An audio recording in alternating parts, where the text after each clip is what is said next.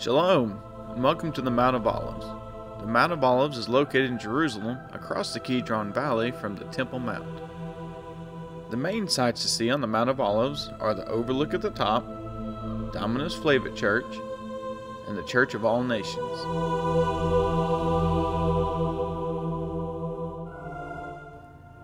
During the time of Christ, the Mount of Olives would have been a massive olive grove and had many mills and presses.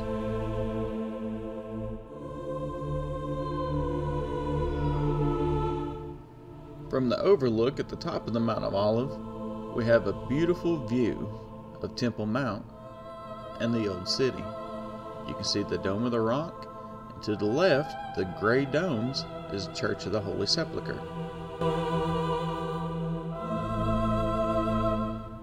This is the largest and oldest Jewish cemetery in the world. On most of the tombs, you'll see stones on top, and that means that someone has visited. If you see a tomb with a lot, they are most likely a famous rabbi, a prophet, or a dignitary. It goes all the way down to the Kidron Valley to the place where some of the Second Temple tombs, such as Absalom's tomb, are located. It cost around $30,000 on average to be buried here.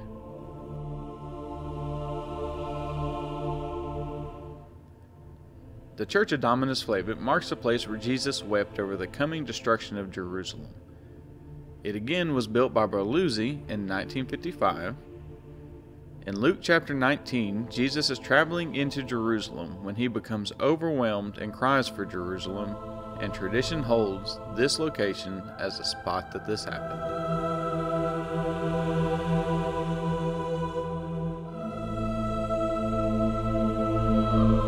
The Church of Dominus Flevit also has some of the best views of the Old City and Temple Mount.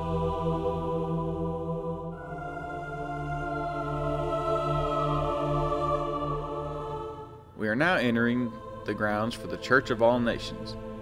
This church goes by three names: Church of All Nations, Garden of Gethsemane Church, and the Agony Church. It was finished in 1924. It stands at the foot of the Mount of Olives. The church was built with donations of 12 different nations, all of which have a mosaic in the ceiling. That is why it's called the Church of All Nations.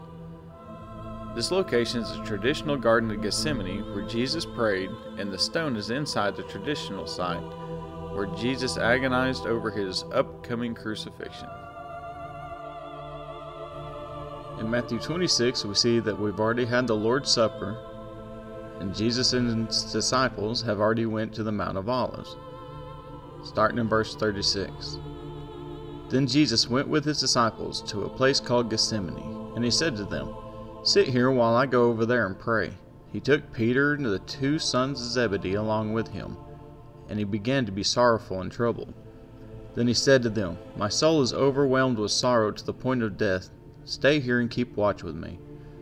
Going a little farther, he fell with his face to the ground and prayed, "My Father, if it is possible, may this cup be taken from me. Yet not as I will, but as you will." Then he returned to his disciples and found them sleeping. "Couldn't you men keep watch with me for 1 hour?" he asked Peter. "Watch and pray so that you will not fall into temptation. The spirit is willing, but the flesh is weak." He went away a second time and prayed, "My Father, if it is not possible for this cup to be taken away unless I drink it, may your will be done." When he came back, he again found them sleeping because their eyes were heavy. So he left them and went away once more and prayed a third time, saying the same thing. Then he returned to the disciples and said to them, "Are you still sleeping and resting? Look, the hour has come, and the Son of Man is delivered into the hand of sinners.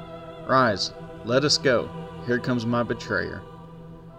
While he was still speaking, Judas, one of the 12, arrived. With him was a large crowd armed with swords and clubs, sent from the chief priests and the elders of the people. Now the betrayer had arranged a signal with them. "The one I kiss is the man. Arrest him." Going at once to Jesus, Judas said, "Greetings, Rabbi," and kissed him.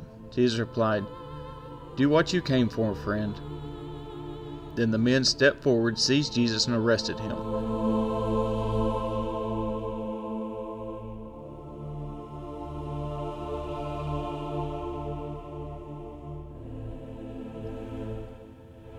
This olive tree is believed to be older than 2,000 years old and would have been witness to Jesus' agony, betrayal, and then being arrested. We know this because every 500 years the trunk will split, and it is split 5 times. The Golden Gate was sealed by Suleiman, and is said to have been a defensive move by the Sultan. As derived from the Jewish literature, the gate is said to be the point at which the Jewish Messiah will enter the city of Jerusalem, and therefore, in order to prevent this from occurring, the Sultan sealed the gate. But little did the Sultan know that the Messiah had already come and went, and by closing the gate permanently, he fulfilled the prophecy from Ezekiel.